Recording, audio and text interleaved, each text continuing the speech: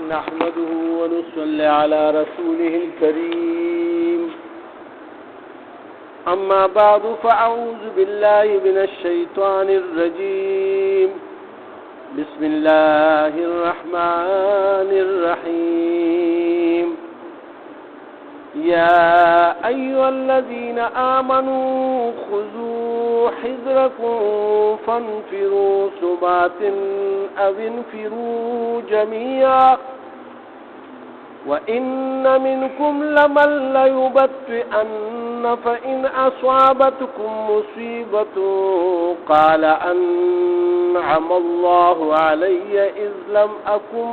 معهم شهيدا ولئن أصابكم فضل من الله ليقولن كأن لم تكن بينكم وبينه مودة يا ليتني كنت معهم فأفوز فوزا عظيما صدق الله العظيم.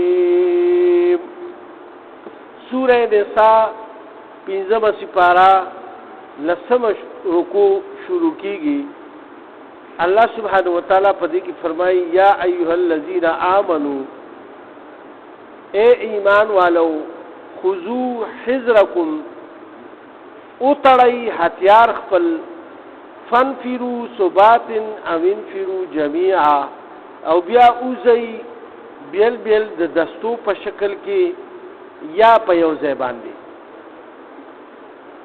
محدثین حضرات فرمایي چې دی آیاتونو کې الله سبحانه وتعالی د ټولو مخکې د جهاد حکم فرمایلی و.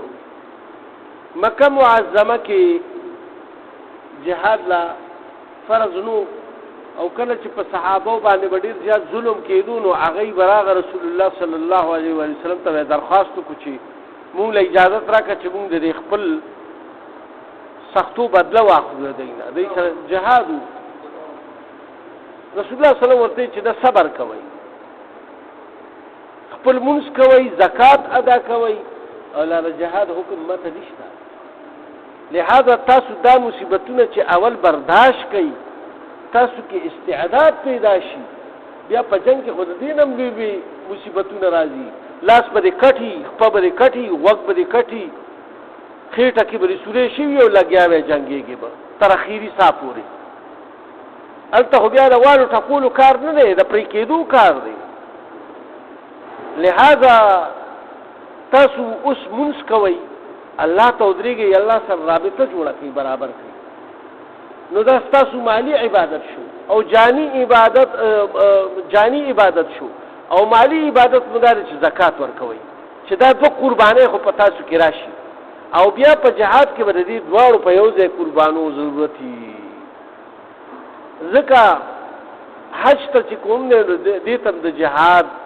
ثواب ملاوي چې څوک حج دپاره د الله په لار کې ځي حاجي ته دا ثواب ملاوي ځکه چې هغه مال او جان دواړه خرج کوي حج ته چې څوک ځي. لہذا د الله عمره حج دا دواړه پکې راځي.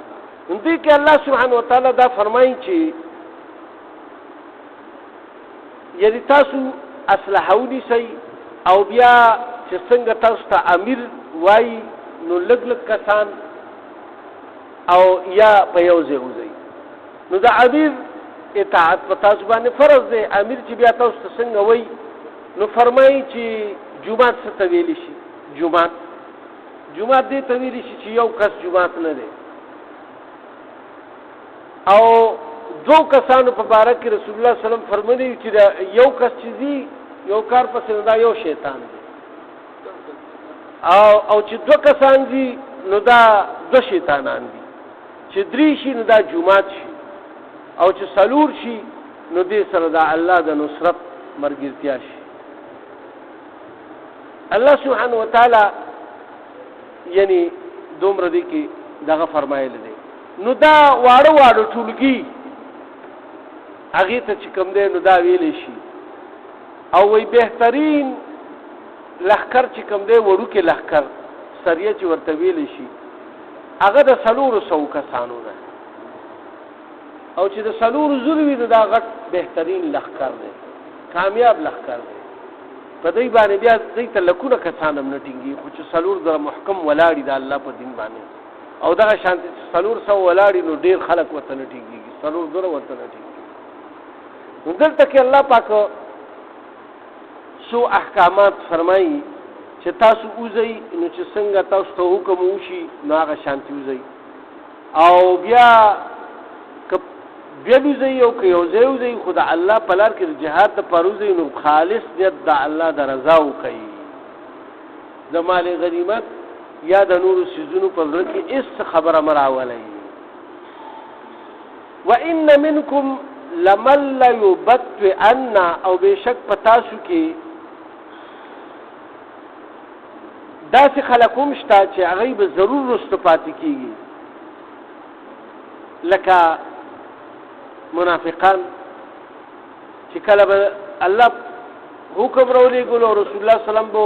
اعلان وکړو چې دوی د جهاد دپاره وځي نو منافقانو به څه چل وکړو دروغ به راغی یاره چې زما کور کې بیماري ده یاره زه لږ ټیک نه یم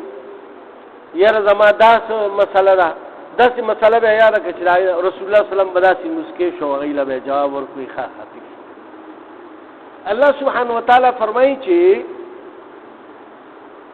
تاسو کې به ډېر داسې رسته پاتې کېږي خو بیا فإن اصابتکم مصیبة کله چې تاسو دلته یو څه مصیبت ورسېږي یعنی چېرته کې مرګ جوړ نظر کې ډېره وشي بعضې جنګونو کې راځي مسلمانانو ته هم ډېر مرګ څنګه چې په جنګ احد کې ورسېده نو بیا څه چلي قال نو وایي دا قد انعم الله علی بېشک احسان وکړو په مونږ باندې الله پاک اسلام اکم معهم شهیدا ځکه چې مونږ دوی سره نو کني اوس به مونږ هم پکې لتاړ شوي وو اوس به مازګوډ را روان یا به مړه شوي وو ځکه چې خدایي خو په الله په ذات باندې پوره یقین نشته که نه منافقان نه دي نو بیا خو بیا داسې خبرې نه ګوري که صحیح مسلمانانو نو دا هغه منافقان دي چې یاره خلک چې مونږ ورسره نو کني اوس وګوره اوس به پکې مونږ هم دړیا شوي وو نو داسې الفاظ بیا استعمالوي نو بیا الله پاک فرمایي ولئن اصابکم فضل او که چېرې ورسېږي تاسو ته د الله فضل د الله فضل څه ته وایي فراخ رزق ته پیسو دولت ته د الله فضل ویلی شي هذا من فضل ربي هر سړی په کور باندې لیکي وایي دا د الله فضل زما د رب دا خره شکر الحمدلله چې دا فکره خو مونږ ته یاده ده چې په کورونو باندې خو یې لیکو که د الله دا هم یو شکر گزاري ده چې کم از کم دومره ایمان خو مشته که نه چې په کور باندې کم از کم دا ولیکو چې دا د الله فضل دی الله طرف ته دا خبره مخاطب کړو ډېر دا بد نه دي ګڼل په کار ولې چې ښه کار دی نو ښه کار ته به ښه کار وایي دا نه چې بس د دې نه موږ خلک ونی کړو دا یو وړوکې غونتې کار مونږ کې پاتې دی نو چې د دې نه موږ څوک ونی کړو نو داسې نه دي کول په کار بلکې دا دومره چې کوي نو نور هم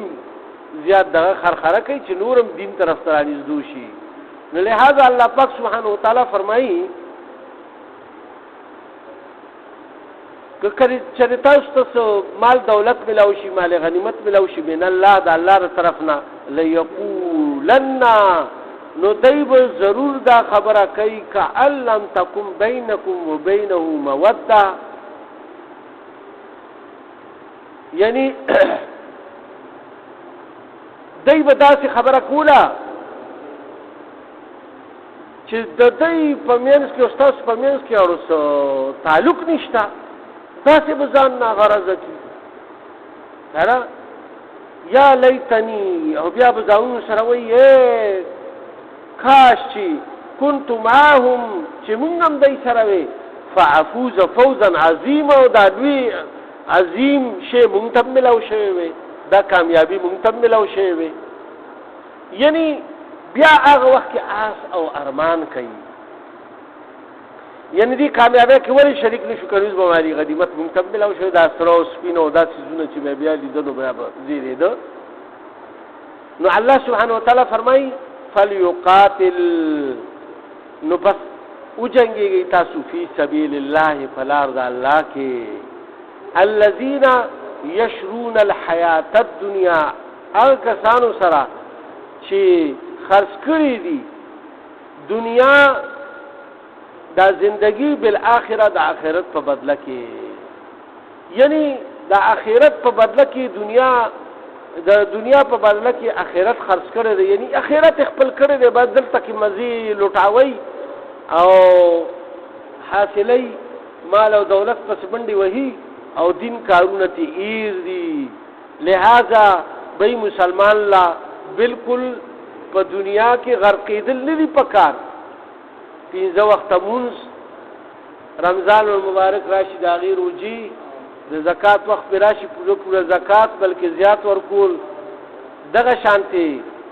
ټول احکامات حج در باندې فرض شو، حج کول، او کله چې د جهاد حکم راشي نو جهاد هم کول،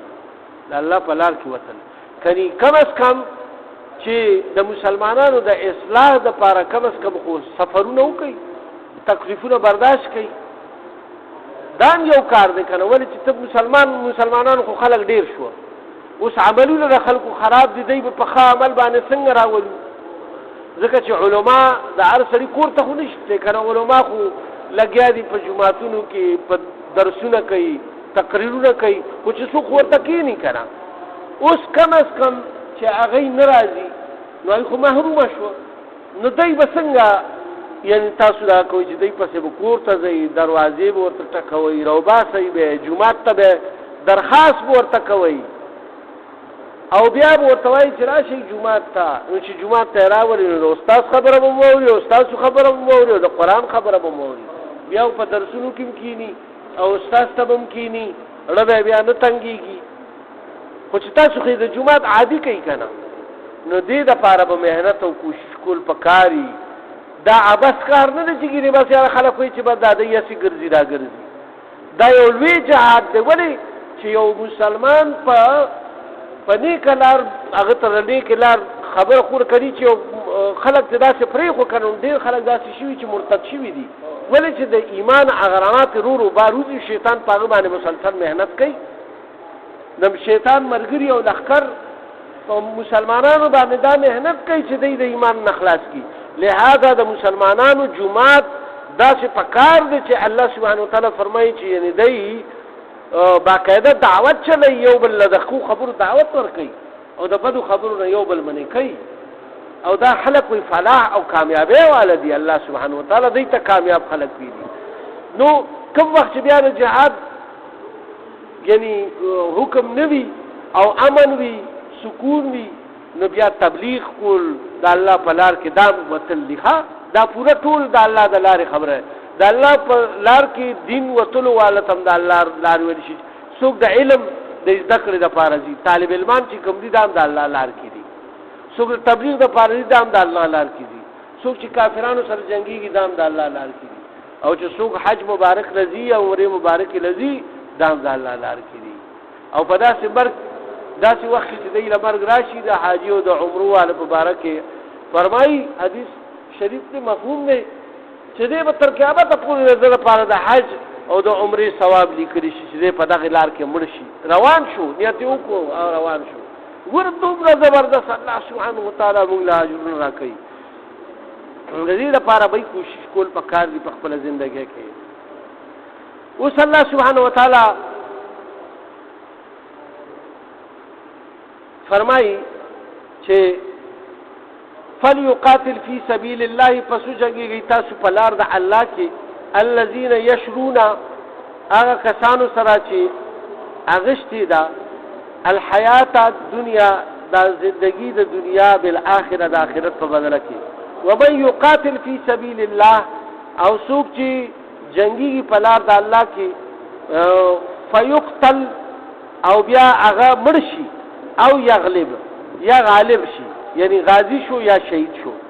فسوف نؤتیه اجرا عظیما، نو ډیر زر به مونږ دی له ډیر لوی اجر ورکو. الله سبحانه وتعالی دی له ډیر لوی اجر ورکوي. نو چې الله یو اجر تلوي اجر ویلې د هغې شماره به څوک نشي کولی. ګورې چېرې دومره کروړه شو، دومره دا تبلیغ والا تاسو ته مثالونه هسې ورکوي چې یو کم 50 کروړه، په دې باندې خلک اعتراض کوي. الله پاک د اجر عظیم وعده کړې ده. ما خو تاسو ته ووایي د الله په هر په دې ټولو لارو کې چې کوم تاسو روانې اجر عظیم الله په نو چې الله څومره لوی دی، د هغه اجر به هم دومره لوی وي. نو هغه شماره کې او دغه کې نه راځي.